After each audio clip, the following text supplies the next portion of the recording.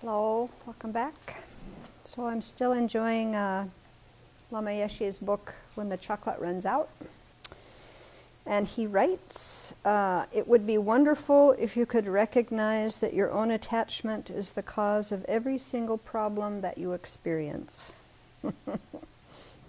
Liberation means a mind that has reached beyond attachment, beyond the dualistic mind, and it means that your heart is no longer bound by the uncontrolled, unsubdued, dissatisfied mind, not tied by attachment.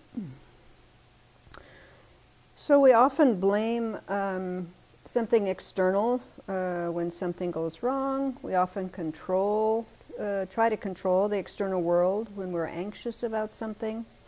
And both of these methods create such havoc internally and externally. We're always trying to change the world around us instead of recognizing it's our own internal attachment that we have to change.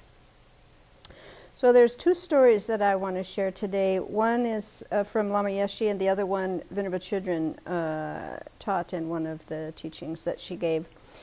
So here's the first one.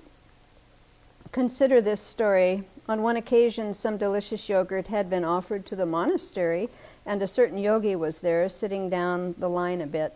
As the yogurt was being sloshed loudly into the bowls of the monks up ahead of him, he was sitting there worrying.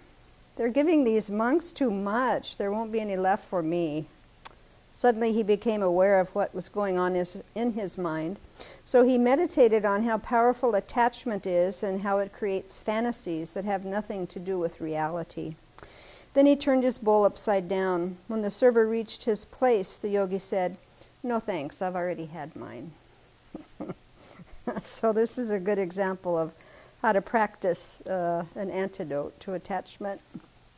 And then here's another one from Venerable Children. This was a story about a monk named Geshe Gangyal. So he was really firm with himself about the 8 worldly concerns. There's a story one time he was invited to a layperson's house for lunch.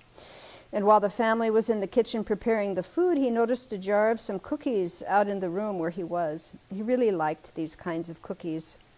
So the family was in the other room, and there's this jar of cookies there, and he just goes over, opens the jar, and sticks his hand in. He has his hand on a cookie, and then he realizes what he's doing.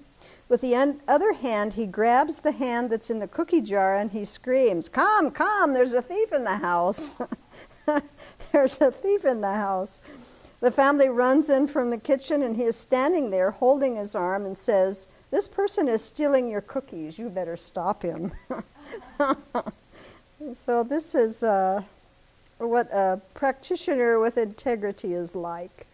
He's not afraid to proclaim his own faults and call himself a thief. So these stories really point to what the work is ahead for us, at least for me. Even recognizing when I am being pulled around by attachment is so difficult, much less than to apply an antidote in the moment and do something. So may we all be able to recognize when we have our hand in the cookie jar.